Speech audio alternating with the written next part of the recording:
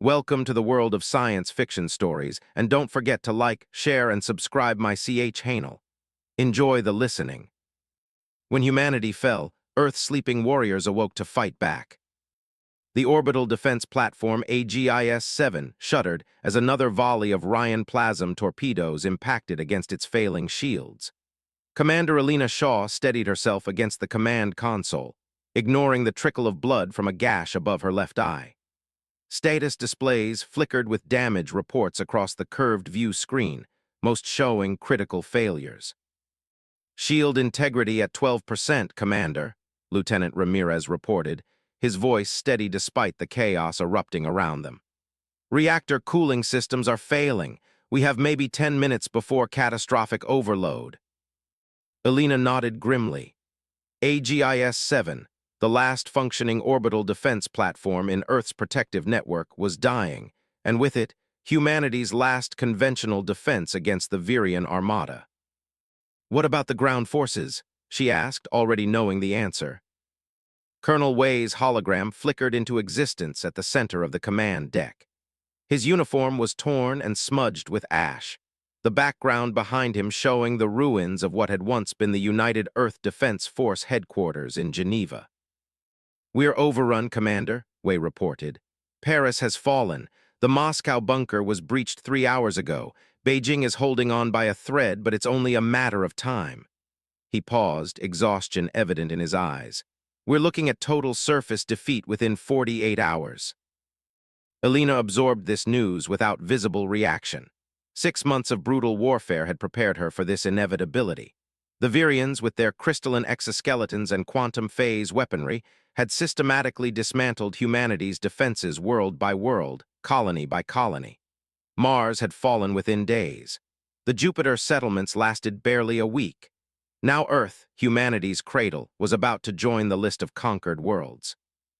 "Colonel, initiate Protocol Omega on all remaining military installations," Alina ordered. Wei's eyes widened slightly. "Commander, that would mean—" "I know exactly what it means, Colonel," Alina cut him off. "Deny the enemy anything they can use, wipe all databases, destroy all advanced tech. I want them to find nothing but ruins and ashes." After a moment's hesitation, Wei nodded. "Understood, Commander. Protocol Omega initiated." His hologram flickered and vanished. Alina turned to her communications officer. "Send the encoded Lazarus signal to all designated receivers." The young officer swallowed hard, but complied without question. The Lazarus Protocol was known to only a handful of individuals in the highest echelons of Earth's military command. Humanity's final, desperate gambit. "Signal sent, Commander," the officer confirmed. "Incoming transmission from the Vraxian flagship," Ramirez announced. "They're requesting our surrender." Alina's laugh was bitter. "Put it through." The main view screen shifted to display the Vraxian High Commander, its crystalline exoskeleton gleaming under the lights of its command center.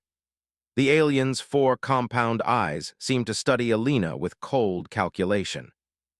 "Human Commander," the Vron translator rendered its clicking speech into English. "Your resistance has been noted for its tenacity, if not its wisdom. Further struggle is futile. Surrender your platform and order all remaining human forces to lay down their weapons. The Virian hegemony offers mercy to those who accept their place in our new order." Alina straightened her uniform, wiping blood from her brow. "High Commander, I appreciate your offer. However, I feel obligated to inform you of something about humans that your intelligence may have overlooked." The Virian tilted its crystalline head. "And what would that be?" "We are very, very bad at accepting our place," Alina replied with a grim smile. "Lieutenant Ramirez, terminate communication and divert all remaining power to the main cannon." The Virian's image vanished, replaced once more by the tactical display showing the massive Virian flagship flanked by its destroyer escorts. "Ma'am, even with full power, our cannon won't penetrate their flagship's shields," Ramirez protested. "We're not aiming for the flagship," Alina replied, inputting coordinates into her console. "Target their primary command destroyer, the one with the pattern-matching analysis systems. Without it, they'll be operating partially blind for at least a few hours. Understanding dawned on Ramirez's face, buying time for Protocol Lazarus. Elena nodded once. Every minute counts now. Reactor status critical. 7 minutes to overload. Perfect, that gives us just enough time. Elena opened the station-wide communication channel. All personnel, this is Commander Shaw. AGIS-7 has served Earth proudly, and so have all of you. Evacuation protocols are now in effect. All non-essential crew proceed to escape pods immediately. She waited as her crew made their decisions. Some ran for the pods as ordered, but many, including her bridge officers, remained at their posts. Elena had expected nothing less. "It has been an honor serving with you all," she said simply. The next 5 minutes passed in focused activity as they prepared the station's main cannon for its final shot. Outside, the escape pods jettisoned away from the doomed platform, tiny sparks of hope racing toward Earth's atmosphere. "Target locked," Ramirez reported. "Cannon charged to 130% capacity, firing solution complete." "Fire," Elena ordered. AGIS-7 shuddered as its main cannon unleashed a blinding beam of concentrated energy. On the tactical display, they watched as the beam struck the Vron command destroyer. For a moment, the alien vessel's shields held, then collapsed as the beam burned through, splitting the ship into molten fragments. Alarms blared across the command deck as the reactor's overload accelerated. 1 minute to detonation, the computer announced calmly. Elena sat in her command chair, watching as the Virian fleet reoriented itself, momentarily confused by the loss of their command vessel. It wouldn't take them long to reorganize, but every minute of chaos might make a difference. "Do you think it will work?" Ramirez asked quietly, taking his station beside her. "Lazarus," Elena stared at the approaching Virian vessels. "It has to. We've sacrificed too much for it to fail." As AGIS-7's reactor reached critical mass, Elena closed her eyes. In her mind, she pictured the secret facility deep beneath Antarctica's ice sheet, where 100,000 of humanity's finest soldiers slept in cryogenic suspension, their bodies enhanced with experimental biotechnology that had been deemed too dangerous for widespread use. Alongside them rested the autonomous manufacturing systems and advanced weapons prototypes that conventional military leaders had considered too unproven for the defense of Earth. All of it waiting, hibernating, ready to awaken when the Lazarus signal arrived. 30 seconds to detonation, the computer announced. "Even if they defeat us today," Elena murmured, "this isn't the end." The Virian ships grew larger in the view screen as they approached the failing station, eager to capture whatever secrets it might hold. They would find none. As AGIS-7's reactor overloaded, the resulting explosion vaporized the platform and 3 nearby Virian vessels. The light of the detonation was visible from Earth's surface, a final defiant star flaring against the darkness. Deep beneath Antarctica's ice, a signal was received. Systems that had lain dormant for years began to warm up. Cryogenic pods initiated their awakening sequences. Lazarus had begun. Darkness, then pain. The searing agony of frozen cells coming back to life, of blood beginning to flow through veins that had been still for far too long. Major Dominic Reed gasped as consciousness returned, his enhanced lungs drawing in recycled air with desperate urgency. His vision swam, blurry shapes gradually resolving into the curved, transparent surface of his cryogenic pod as it completed its opening sequence. "Vital signs stabilizing," announced a calm, synthetic voice. "Neural pathways reconnecting. Welcome back, Major Reed." Dominic blinked rapidly, his genetically modified eyes adjusting to the dim blue emergency lighting that illuminated the vast chamber. All around him, hundreds of identical pods were activating, their occupants stirring to life after their long sleep. Through the disorientation of revival, a single question formed in his mind. "How long?" he rasped, his vocal cords stiff from disuse. "You have been in cryogenic suspension for 7 years, 3 months, and 17 days," the facility's AI responded. Lazarus Protocol was activated via emergency channel 48 hours ago. 7 years, much shorter than the decades they had prepared for, but still long enough for the world above to have fallen to the Vrans. Dominic forced his enhanced muscles to respond, pushing himself upright in the pod. The movement sent fresh waves of pain through his body, but he welcomed it. Pain meant he was alive. "Status of the facility?" he asked, climbing unsteadily out of the pod. "Facility is at optimal operational capacity," the AI reported. "All primary systems functional, manufacturing units active, armory unlocked, tactical data integration in progress." Dominic nodded, watching as his fellow soldiers emerged from their pods. Each had been selected from the elite units of Earth's military forces, then subjected to the controversial Prometheus enhancement program. Their bodies had been rebuilt on a cellular level, stronger bones reinforced with carbon nanotubes, muscles enhanced with synthetic protein structures, neural systems accelerated with quantum bioprocessors. They were no longer merely human. They were what humanity needed to become to survive. "Major Reed," called a familiar voice. Dominic turned to see Colonel Isabel Chen approaching, already dressed in the base layer of her combat suit. Like all of them, her body showed the subtle signs of the Prometheus enhancements: slightly elongated limbs, the faint iridescent sheen to her skin where nanite clusters gathered beneath the surface. "Colonel," Dominic acknowledged with a nod. "What's the situation topside?" "Not good," Chen replied grimly. "The AI is still compiling data from the limited sensor network that survived, but it appears Earth is fully under Vron control. The last organized military resistance ended 6 years ago. 6 years of occupation. 6 years for the Virians to establish themselves, to grow complacent in their victory." "And the civilian population?" Dominic asked, though he feared the answer. Chen's expression darkened. "Approximately 30% of the pre-war population remains. The rest were either killed in the initial invasion or processed." "Processed?" Dominic repeated, a cold dread settling in his stomach. "The Virians have been converting human cities into resource extraction centers," Chen explained. "Humans are being used as labor. Those deemed unsuitable are recycled for their organic compounds." Anger flared hot in Dominic's chest, not the uncontrolled rage of his pre-enhanced self, but a focused, calculating fury that his modified brain channeled into tactical thought. "How many of us woke up?" 97% successful revival rate," the AI interjected. 93,600 combat-ready personnel. "And our equipment?" In answer, the wall behind Chen slid open, revealing an armory filled with matte black combat suits unlike any conventional military armor. Designed specifically for the enhanced soldiers, each suit was a marvel of integrated technology.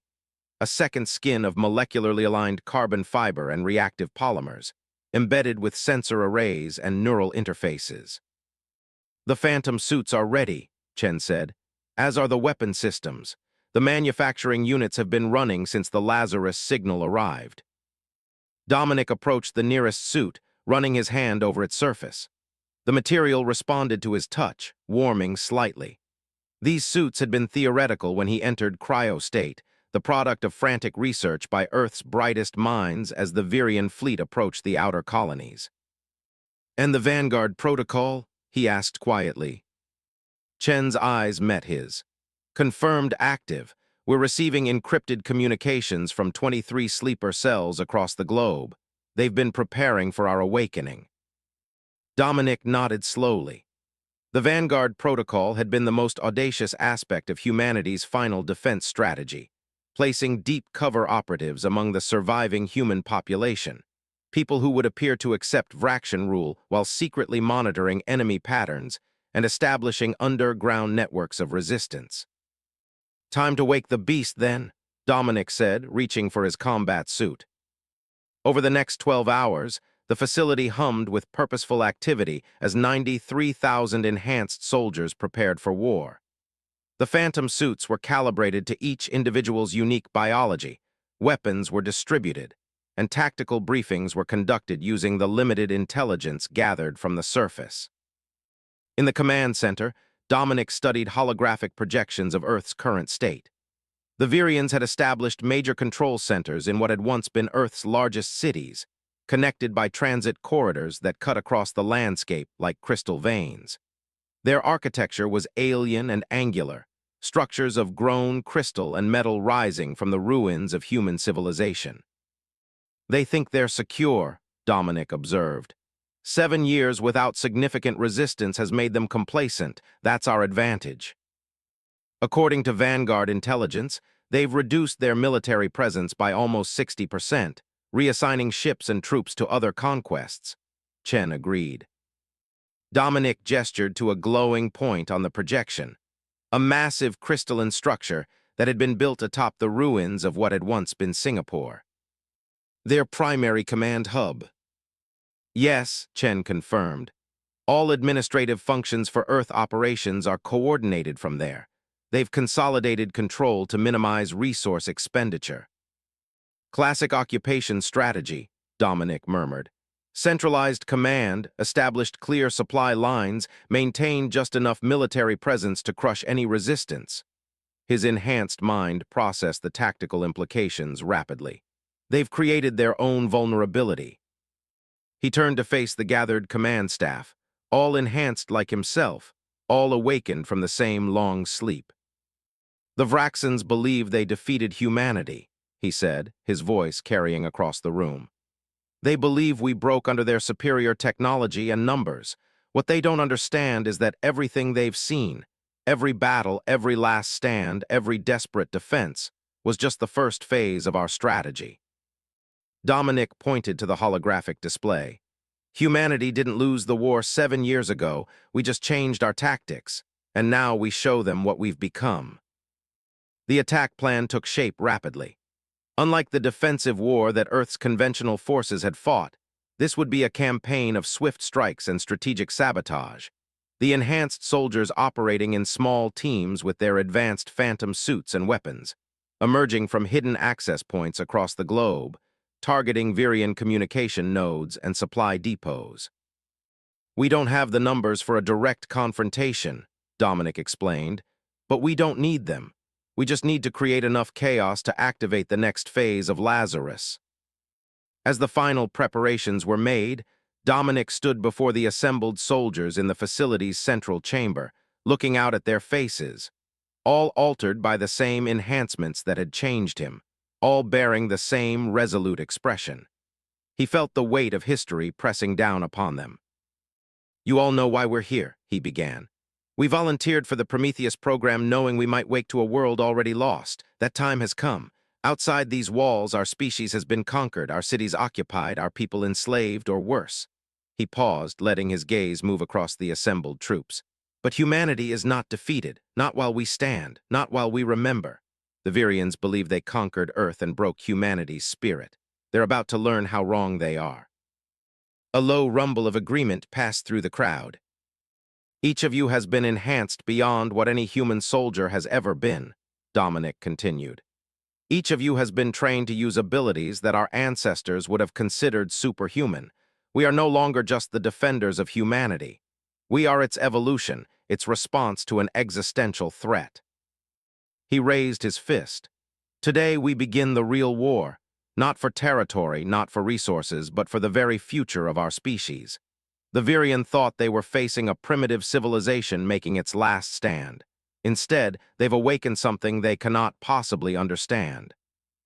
The Virian Security Patrol moved through the ruins of what had once been downtown Seattle with practiced indifference. 7 years of occupation had established a routine. Check the human labor dormitories, inspect the resource processing centers, maintain visibility to discourage any thoughts of resistance. The 4 crystalline aliens, their exoskeletons gleaming in the morning light, expected nothing out of the ordinary. They never saw the attack coming. From the shadows of a collapsed office building, 4 figures in matte black phantom suits moved with impossible speed. The first Virian fell before it could reach for its weapon, its crystalline neck severed by a vibro blade that hummed just beyond human hearing. The second managed to turn, raising its plasma rifle before a precision shot from a Gauss pistol shattered its central nervous cluster. The third and fourth Vrans activated their emergency beacons, but the signals died in a burst of electronic static as localized EMP devices attached to their communication nodes. Within 12 seconds, all four aliens lay dead on the cracked pavement. Strike Team Alpha, first objective complete, Sergeant Maya Torres reported through her suit's secure communication system. No alarm raised, moving to Phase 2. Across the globe, similar scenes played out in synchronized precision. Enhanced human soldiers emerged from hidden bunkers, sewer systems, and abandoned subway tunnels, striking at Virian patrols and communication hubs. The attacks were not random, but followed a carefully constructed pattern designed by the tactical AIs in the Antarctic facility. Each strike calculated to create maximum confusion while minimizing the chance of a coordinated alien response. In the command center beneath Antarctica, Dominic Reed watched the holographic display as hundreds of small blue lights indicated successful operations. Phase 1 proceeding as planned, he observed. Preliminary reports show 89% success rate on initial strikes. Colonel Chen nodded, her eyes on a secondary display showing real-time feeds from the Phantom suit's integrated cameras. The Virians are still trying to understand what they're facing. They haven't connected the attacks yet. They will soon enough, Dominic replied. We need to move to Phase 2 before they can organize a response, authorize the Sunburst Protocol. Chen entered the command sequence into her console. Across the global network of enhanced soldiers, new orders were received and acknowledged. In the ruins of Seattle, Maya Torres received the updated mission parameters through her neural link. Sunburst authorized, she informed her team, moving to the substation. The four-person strike team moved through the devastated city with preternatural awareness, their enhanced senses detecting Virian positions long before visual contact. The Phantom suits adapted to their surroundings, the molecular structure shifting to match nearby surfaces, not true invisibility, but a chameleon-like camouflage that made them nearly impossible to spot. Their target was a nondescript building that had once housed electrical infrastructure. Now it served as one of the thousands of communication nodes in the Virian occupation network, a vital link in the aliens' command and control system. 2 guards at the entrance, reported Corporal Jen, the team's recon specialist. His enhanced vision could pick out details at ranges that would have required specialized equipment for unmodified humans. Standard rotation pattern, 20-second window between surveillance sweeps. Maya processed this information through her tactically optimized brain. Rodriguez, Jen, take positions on the flanking routes. Law, you're with me. We breach on my mark. The team split up, moving into position with fluid efficiency. Maya watched the Virian guards through her suit's optical enhancement, counting down the seconds between their programmed movements. When the moment came, she gave the signal. 4 silenced Gauss rounds found their targets simultaneously. The Virian guards collapsed, their crystalline bodies shattering on impact with the ground.